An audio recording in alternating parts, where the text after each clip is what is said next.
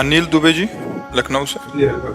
श्री हरिवंश महाराज जी, समाज को श्रेष्ठ देने के बाद भी समाज से निराशा ही मिलती है, तो श्रेष्ठ करने में मन कभी कभी विचलित होता है। नहीं तो समाज से आप परिणाम क्यों चाहते हैं? परिणाम भगवान से चाहेंगे।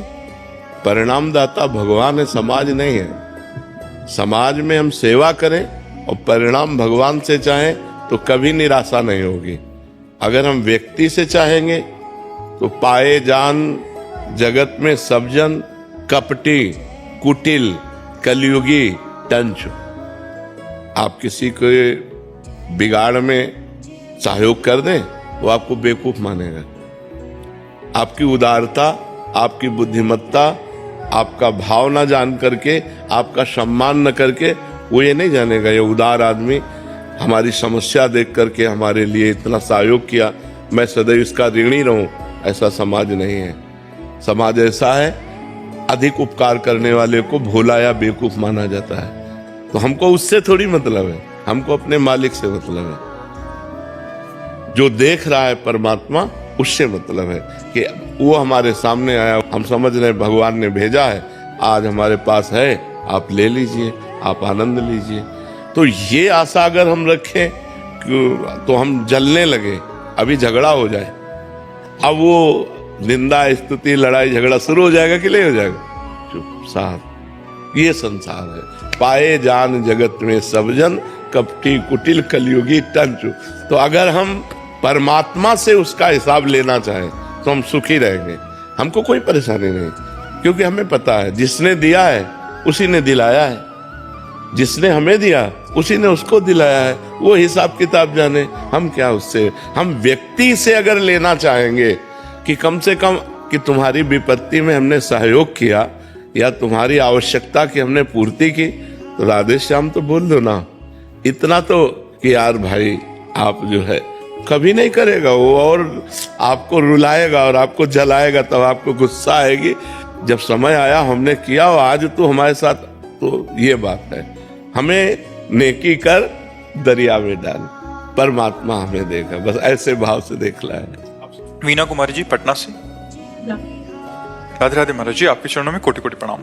गुरुजी, ग्रस्त जीवन में रहकर भगवत प्राप्ति संभव नहीं लगता।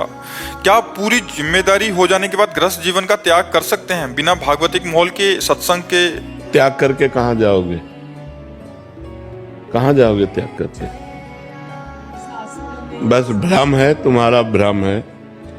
बात इसकी नहीं है, बात है हमें सुलझ करके चलना है।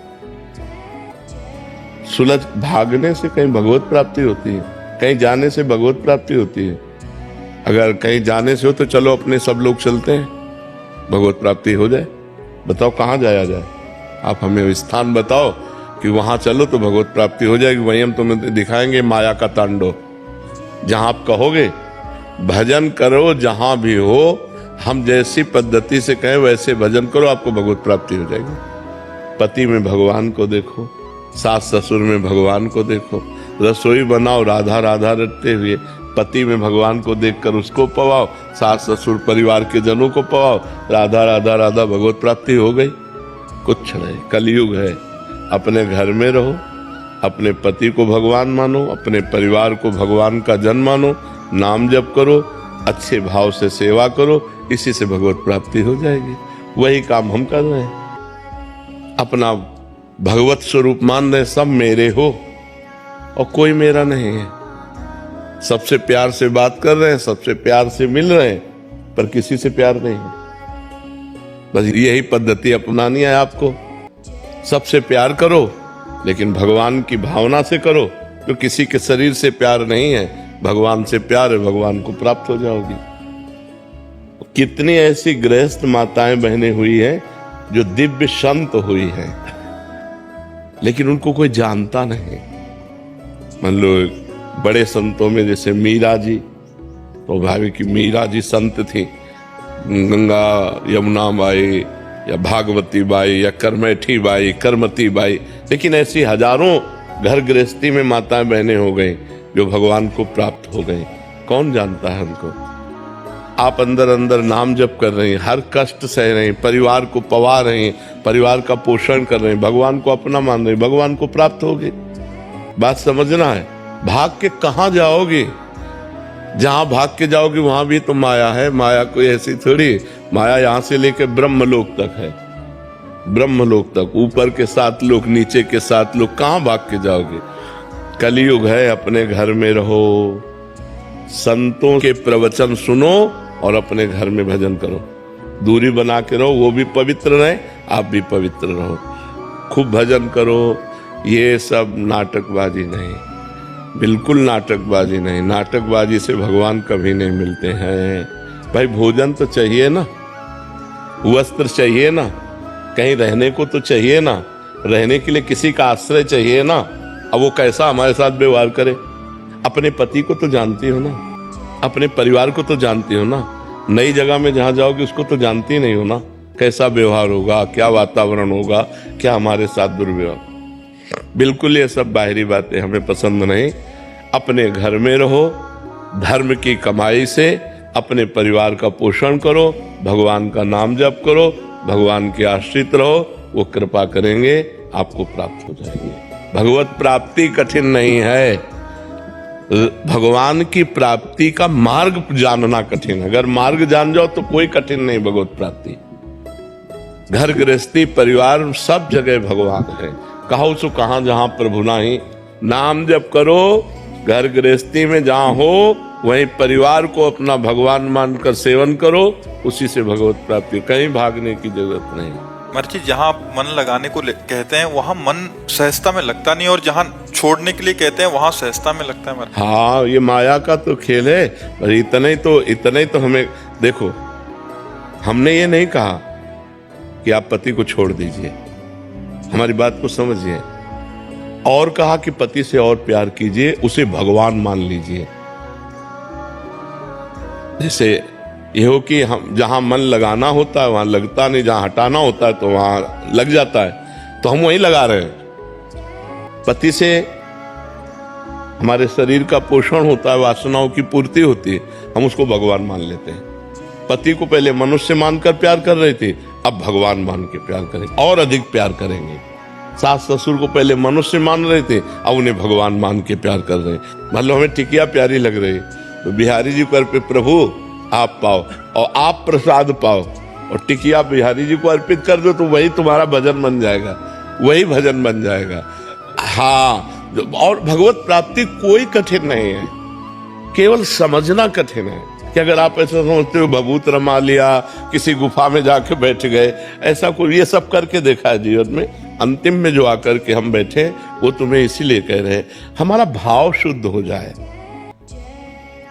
जो हम पदार्थ पा रहे हैं अपने पोषण के लिए, वही जब हम प्रभु को भोग, घर में ठाकुर विराजमान कर लो, उनको भोग लगाया, अब सब प्रसाद हो गया। प्रसादे सर्व दुखानाम हानिरस्योपजायते, वो समस्त हानि और दुखों का नाश करके आनंद प्रदान करे। पूरा घर ठाकुर जी का है। नाथ सकल संपदा तुम्हारी, मैं सेवक समेत सुत नारी। हो गया भजन, राधा राधा राधा राधा, आनंद पूर्वक भजन करो, कोई परेशानी नहीं, कहीं भागने की जरूरत नहीं। दूर से सत्संग सुनो और अपने घर में जाओ और भजन करो। कहीं भी ऐसा कोई आचरण हमसे गलत ना होने पावे, नहीं तो चले थे हरिभजनन का औंटे लाख का पास, संसार के मार्ग में वो बहुत गलत, बहुत पाए जान जगत में सब जन कपटी कुटिल कलयुगी टंचु। आप भेष मान करके समझ रहे हैं कि हमारा कल्याण हो सकता है, और हो सकता है कि वहां गलत हो जाए।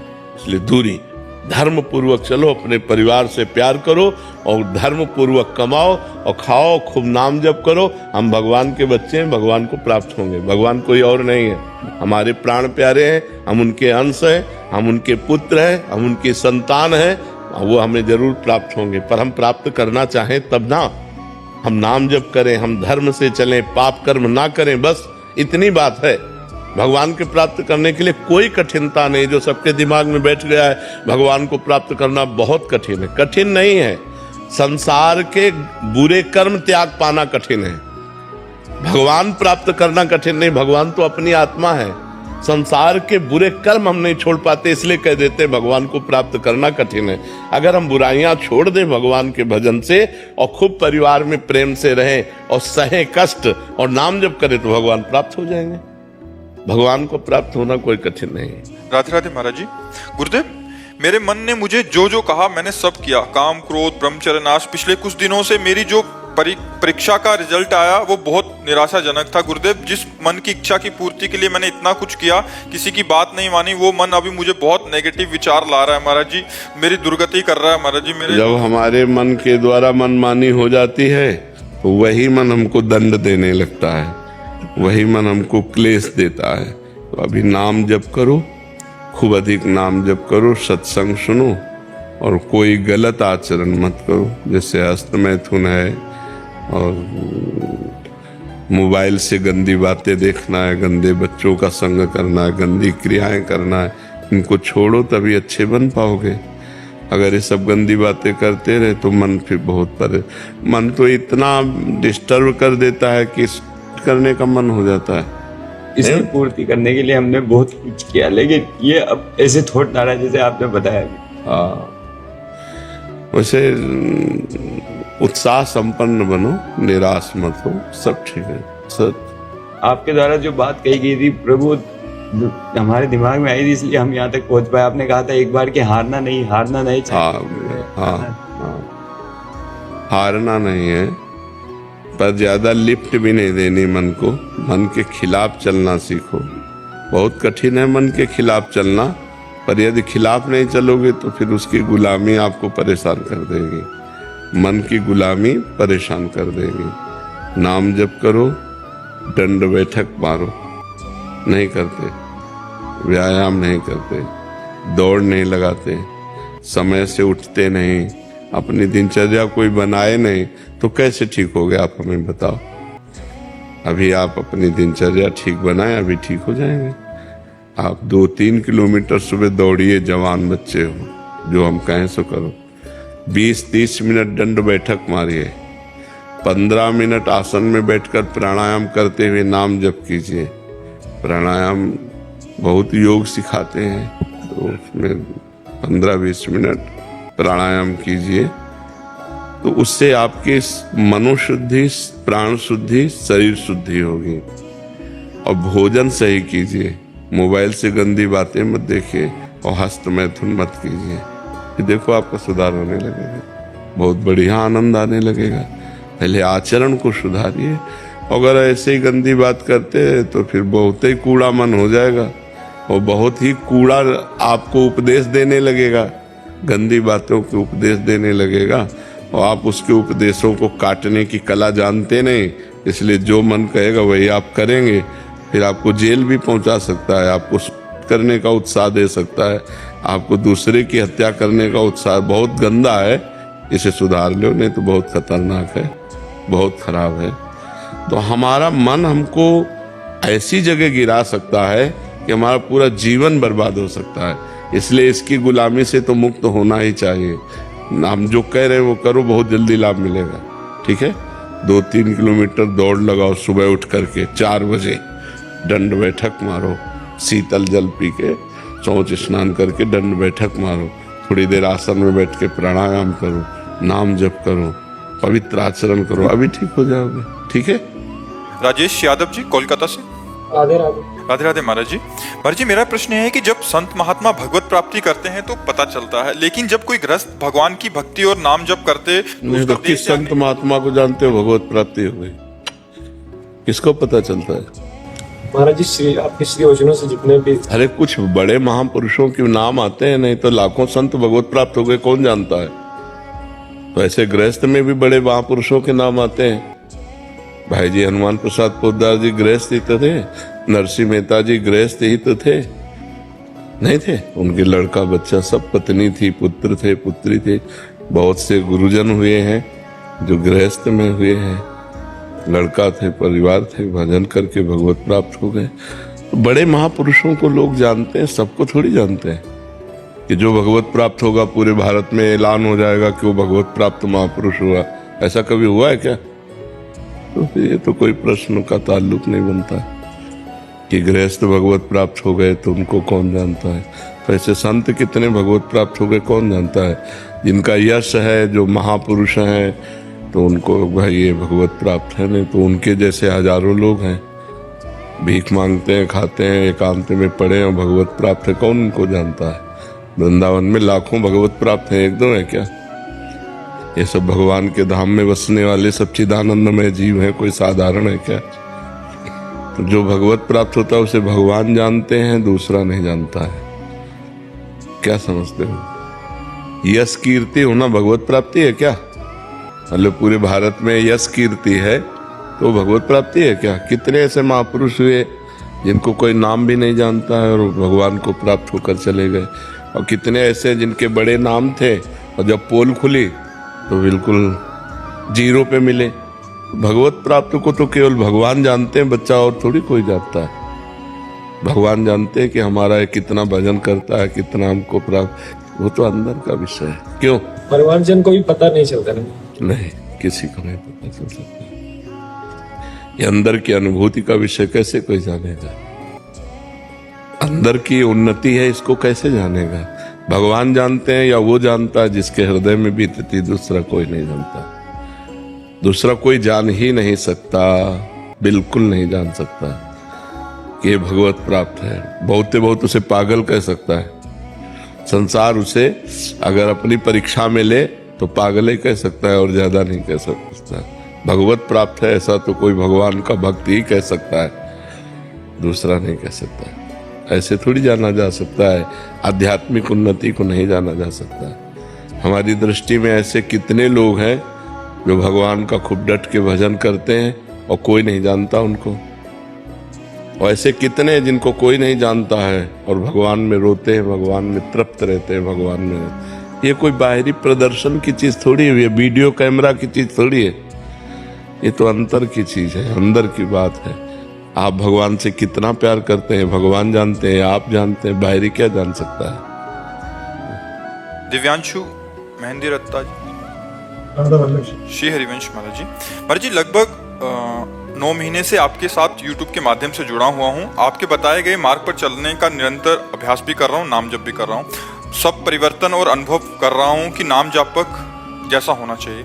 अभी हाल में ही महाराज जी आपके मुख से 13 करोड़ नाम जप की महिमा सुनी। इस जीवन में कम से कम 13 करोड़ नाम जप का लक्ष्य बनाया, परंतु इस संख्या तक पहुंचने को तो काफी साल लग जाएंगे। तो महाराज जी आपका प्रश्न है कि जीवन कितना बाकी है इसका तो पता नहीं है, बट जैसे आपने बताया था कि नाम भगवान को ट्रांसफर कर दो और किसी को भी उसका फल दे सकते हैं, उसी प्रकार स्वयं निरंतर नाम जप करने का अभ्यास के साथ साथ क्या किसी ब्राह्मण पंडित को भी साथ में लगा लें ताकि वो इनके हिस्से का करते रहो, ट्रांसफर किसका है? ले। आखिरी बिल्कुल निर्णयात्मक बात है कि अभी हमारी शाम तक मृत्यु होनी है और हम प्रयास हैं, 1 करोड़ नहीं हुए, राधा राधा राधा राधा राधा, और हम मर जाते हैं। जो 13 करोड़ का फल है ना वो इतने मिल जाएगा। बात समझ रहे ना? हमें लक्ष्य बनाना है, पूर्ति भगवान के हाथ है। मान लो हम कह रहे हैं कि हम 13 करोड़ नाम जप करेंगे और 13 सेकंड का हमें भरोसा नहीं है कि हम जिएंगे कि नहीं, तो बात समझनी है। हमारे लोगों का जीवन बड़ा संशयपूर्ण है, इसका नाम मृत्यु लोक है। कभी भी हम मर सकते हैं, पता नहीं कल मिलेगा कि नहीं मिलेगा, कल आएगा कि नहीं आएगा। हम आज ही डनंग जाए तो क्या फायदा, कल का वादा किए। तो हम अभी करें, काल करे सो आज कर, आज करे सो अब, पल में परलय होएगी, बहुरी करोगे कब। हमारा कर्तव्य है कि हम वर्तमान के समय को भगवान में लगाएं। अभी अगर अभी हम राधा राधा बोल रहे हैं तो हर समय हमारा वर्तमान ही तो होगा। हम वर्तमान के समय को प्रभु के चिंतन में लगाते हैं और हमारा शरीर छूट जाता है तो हमें भगवत प्राप्ति होगी, जो 13 करोड़ में होगी वो 13 बार में भी हो सकती है।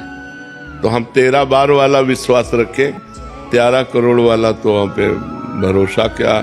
आज संकल्प किया कल ना रहे तो 13 करोड़ क्या मतलब। और हमको अपने मन को रमाना है, ना कि पंडित जी के मन को, समझे। हमारा मन प्रभु में रम जाए, वो चाहे 13 बार में रमे, वो चाहे 13,000 में रमे, चाहे 13 लाख में रमे या 13 करोड़ में रमे। ये मेरी पर्सनल बात है। वहाँ संख्या तो वर्णन की गई कि इतना इतना करो तो ऐसा ऐसा हो जाएगा, लेकिन एक नाम में मोक्ष हो जाएगा। अजामिल ने अंतिम समय अपने पुत्र को पुकारा, उसका नाम था नारायण। नारायण, और प्राण छूटने का समय आ गया। भगवान के पार्षद आ गए, यमदूतों की पास काट दी और बड़ा शास्त्रार्थ हुआ, और भगवान के पार्षद परम धाम ले गए उनको। एक नाम ने काम कर दिया कि नहीं कर दिया? तो अब वो अंतिम समय कब है मुझे पता नहीं, इसलिए मैं हर समय नाम जप करूं। वो 13 करोड़ तक पहुंचे, वो 13,000 तक पहुंचे, या 13 तक पहुंचे, आपको भगवत प्राप्ति निश्चित होगी। बात समझ रहे ना? हाँ, पंडित से कराने की जरूरत नहीं है। अगर 1 मिनट भी लग रहा है प्रभु में तो बड़ी कृपा है। अनंत जन्मों का विषयाभ्यासी मन 1 मिनट भी प्रभु में लग रहा है तो बड़ी कृपा हमारे ऊपर है। अब 1 मिनट नहीं, अब तो काफी समय लग जाता है। तो धीरे धीरे ये लगता है, और ना लगे तो ये प्रभु का है, मेरा नहीं है। सारे कर्म प्रभु को, क्योंकि शरीर समर्पित, सारे संकल्प विकल्प क्योंकि मन समर्पित, सारा निश्चय समर्पित क्योंकि बुद्धि समर्पित, और मैं स्वयं समर्पित। अब मुझे क्या चिंता, निश्चिंत हो जाओ। बार बार अगर बीज को गाड़ करके देखोगे उखाड़ के कि जगह की नहीं जगह, तो बीज बेकार हो जाएगा। एक बार हमने विश्वास करके अपने जीवन को भगवान के हवाले कर दिया। जब कोई परेशानी हो, तो परेशानी के समय हमें, जैसे हम देख रहे हैं मन बहुत परेशान कर रहा है,